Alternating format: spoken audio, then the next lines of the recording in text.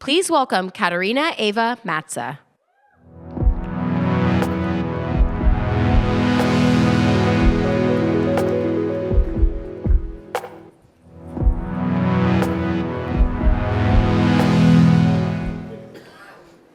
Good morning.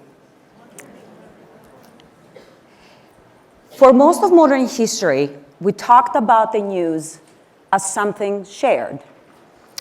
The same headlines, the same evening broadcasts, a common starting point for civic life. That's no longer how most Americans experience news.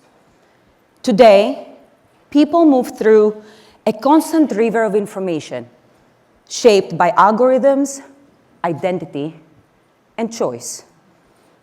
Even when they use the same platforms, they are not seeing the same content.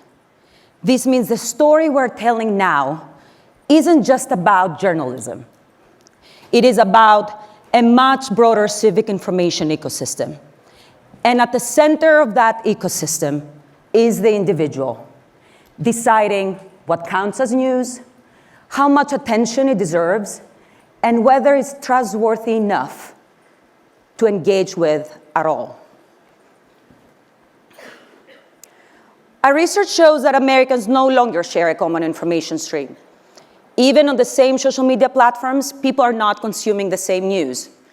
And often it reaches people incidentally, shaped by the whims of technology and random chance rather than deliberate searching. The result is a shift away from a shared news environment towards millions of personalized ones. One consequence of this is that people are deciding for themselves what counts as news, often in the moment. Journalists used to have the power to decide what was news and what wasn't. News was what went into the newspaper or onto the broadcast. Now, individuals have that power. In our research, Americans describe news in many different ways, and those definitions often shift depending on context.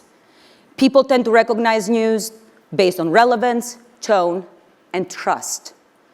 In other words, news isn't identified through fixed categories anymore. It's identified by where it is coming from, how it is presented, and what the topic is.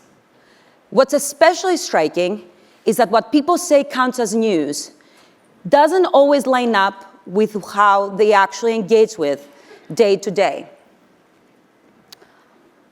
When definitions of news are fluid and personal, the experience of navigating information changes too. Across our Pew-Knight initiative research, Americans consistently tell us that news matters for staying informed, for civic life, for democracy. You can see this tension clearly in the newest strand of this work.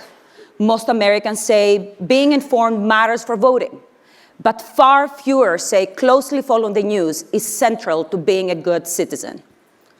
At the same time, many feel overwhelmed from the volume of information.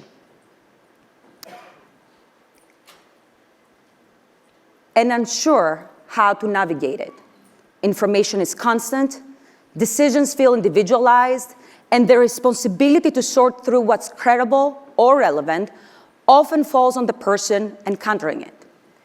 In that context, what looks like avoidance is often a response to overload, not necessarily a lack of interest or concern. Credibility still matters deeply to Americans. What changed? It's how it's evaluated. People judge accuracy in context. Who is saying it? Where they encounter it? And whether it feels like fact or opinion.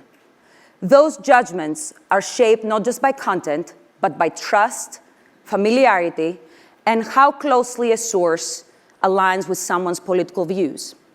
For many, especially younger adults, familiar voices, influencers, creators, and personal networks now play a growing role alongside traditional institutions. Taken together, this points to a broader shift in responsibility across the information ecosystem. Whether they have chosen this role or not, everyday Americans are now in a position to decide what counts as news, what to trust, and how much attention or money it's worth. The power to define what news is and how it is distributed has shifted from institutions to individuals, from editors to platforms, and from intentional seeking to incidental exposure. This doesn't mean journalism matters less. It means it can operate the same way in a world where the individual now is at the center of the information ecosystem. The challenge ahead is how to support people navigating that reality rather than expecting them to swim alone. Our research doesn't just document change. It challenges us to rethink what it means to inform the public in a world where everyone's news river looks different. Thank you.